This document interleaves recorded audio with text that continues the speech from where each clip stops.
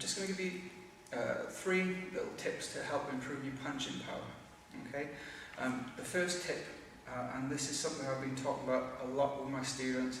I've been banging on about it for the last few years, and I've been seeing it more and more as I visit other schools as well.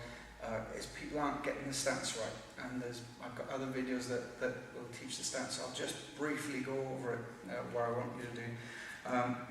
To improve your power, first of all, get the stance right.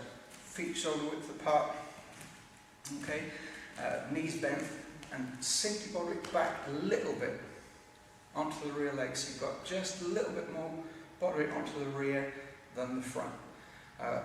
What this does is it allows you to transfer your weight, your mass, into the target. So when you're throwing a punch, say we're punching off the rear, it allows me to push my body forward and in towards the target. So when I throw the punch, my weight is behind the punch. Okay?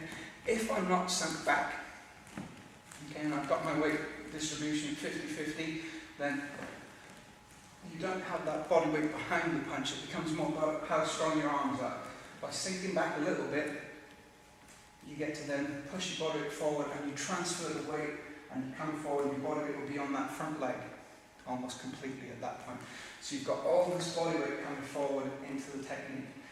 Say if we're punching off the front, first of all you have to get the counter rotation of the hips correct, so you're going to push off the back leg, bring the rear shoulder forward, body onto the front, and then you twist and punch. And your body weight is on that front leg by that point. A lot of people they're getting the hips moving, but because they're not leaning into the punch, they're not getting the power. Okay? If you can imagine you're going to push a car, there's no way you can do it with straight legs, straight back, and completely upright like this. But that's almost how some people are throwing the punches. You need to sink down and lean into it a little bit. It's the same with throwing the punches. You want to be able to bend at the knees, start with the body weight off the rear, and then throw it there, or you're going to start from there and bring your body weight onto the front. So that transference of weight from the rear to the front generates an awful lot of the power in our techniques. And even if you get the sequential movement right, if you get the right sequence of moves, so starting the foot, the knee, the hip, the torso, and then the arm, even if you get that correct, if you don't have the body weight transferring into the technique, you won't get any decent impact with it. Okay? So that is the first thing. Get your stance right, sink at the knees, shift back a little bit, and your body weight should be transferring to the front foot when you're throwing any punching technique. Okay? The next tip, I would say, a lot of people are getting wrong, is distance. For us to throw a technique with power, we need to get the distance correct.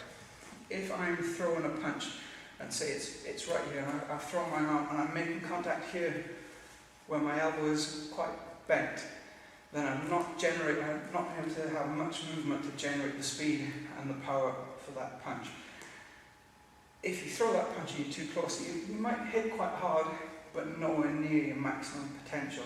What you need to do is just take a little half step back, so when you're throwing the technique, you're hitting and your arm is almost, say about 70% extended, and then you can push it through a little bit more and back in. Okay? By getting that distance right, you'll maximise the impact and the follow through. If you get it wrong, you're too close, you can throw the best technique in the world, you'll minimise the power of that technique, and it'll be nowhere near as effective. It might be a powerful punch, you might have the muscle strength to hit hard, but it won't be as effective as it is if you get the distancing correct. Okay? The last thing I would say to help you improve your techniques, and I say this for punches and kicks, is perform slowly. By slowly, I mean, if you can imagine you're watching something on video, you pause it and then play it at about half speed. The reason for doing that is it allows your brain to absorb the sequence of motion. So we talk about sequential motion in Choi Kwang Do, where we start at, say, the foot comes in first, then the knee, then the hip and thigh to rotate, then the torso rotates, then you roll the shoulder, then you extend the arm up and do whatever punch we have to do. If we do not do that slow, and we're throwing the punches and just doing them as quickly as we can, your brain doesn't really get time to absorb the movement pattern correctly. And so it's very difficult then for it to know what it's doing right and what it's doing wrong. And your punch will start to vary quite wildly, even through a count of 10 you may do them in all kinds of directions. Okay? So my last tip is to take it slow. Okay? Make sure you get good technique, get a good stance, and then nice and slowly just run through the sequence of events there and sit back.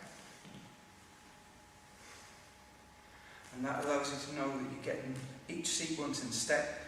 Your brain then absorbs the information, you retain it into muscle memory, and then you'll know when you're making a mistake or not.